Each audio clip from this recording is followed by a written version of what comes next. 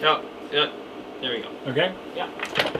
There was a time in a Karup Inn, a girl named Karen. She was alone in attentions. For Chromium's wife was almost always around and looked for her keys. And there were many in the Karup Inn. Both people from neighborhood as assembled when the dusk of the autumn evening and sat in the inn. Okay. We'll trade off every paragraph. And sat in the inn drinking beverages such, generally without any specific purpose, but also travelers and wayfarers who came tramping into the blue and windy to get something hot, which could keep life up to the next tavern. Sorry. But Karen could do it all, although she was so quiet and never seemed to be in a hurry. She was slender and small, a young, serious and silent, as it was no fun for her, the traveling salesman.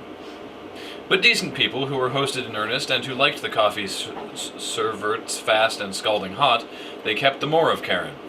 And when she slipped her way among the guests with its board, drew heavy tankards to the tables with unusual speed, it made way for her, and a call went out for a moment. Everyone had to look after her, she was so beautiful. Karen's eyes were of the large grey, which at one time seemed to see and to look far, far past, and his eyebrows were arched high as in amazement. Therefore, thought Strange that she was not properly understood what they asked for, but Jill understood well and was not mistaken. It was just something strange about her anyway, as if she saw far out for something, or listening, or expected, or dreaming. The wind came west of low plains. It had overturned the long, heavy waves hen over North Sea, salt and wet with foam and froth, had it folded and over the coast. But in the high sits, with the long nightmare, the straw was dry and full of sand, and a little tired.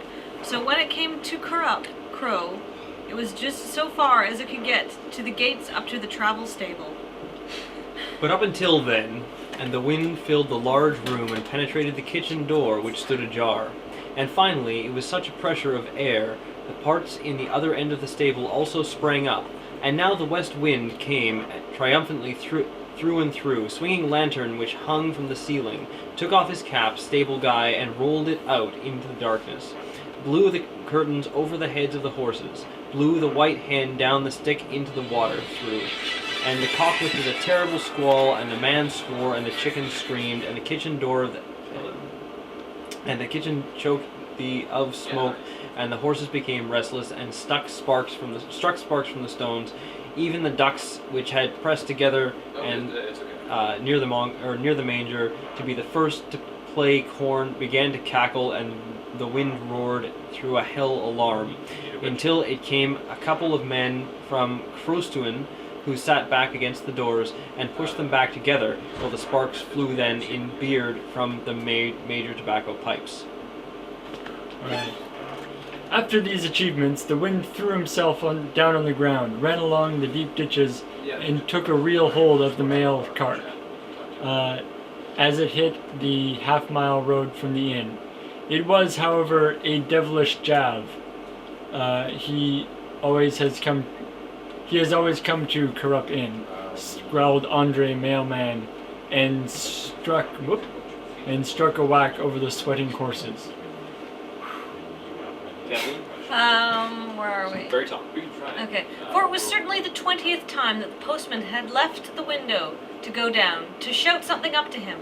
First it was a friendly invitation to a cup of coffee in haste, but gradually it became thinner, with the friendly unit and the window down with a smell, and to get out there a few brief remarks, both the horse and the driver, as Anders could certainly not be served by hearing. However, low wind areas along the ground and sighed so far and strange in the dry heather brushes. It was full moon, but dense clouds, so it just was a whitish, foggy sheer overnight. Behind Karup Inn, laying peat bog dark with black turf and dangerous deep holes, and in between, Laguntine winding. Stop! I'm sorry, Paul.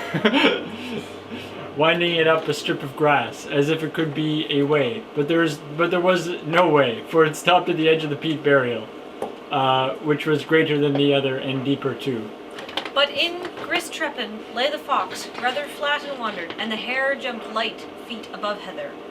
It was easy for the fox to calculate that the hare would not run long ring late in the evening. The stack careful, the pointed nose, and up and did an estimate, and as it slunk back following the wind to find a good place from which it could see where the hare would stop ring and lie down. Thinking it myself comfortable over how reefs forever became wiser and hares always stupider and stupider. Wow, okay. We are not even halfway through this, are we? I'm gonna start playing Bejeweled. Stop that. Alright. Okay. Okay. Inside the inn, it was unusually busy for a couple of commercial travelers had booked hare roast. Also had chrome on the other auction in this land. And the lady was not accustomed to busy with other things than the kitchen. But now I hate it so. Unfortunate that the solicitor should have pulled of chromium other, and when he was not at home, had to take a wife for a long message and very important letter, which completely confused her. I sympathize. I have to. I'm afraid I have to cut this a bit short because the escape. We're going to be doing our live interview with the escapist in just a few moments. They're setting up the feed on their end. We're going to be. They're going to. The chat's pretty happy about that. So whoever did that, we appreciate the time you put into translating it, but it's really long.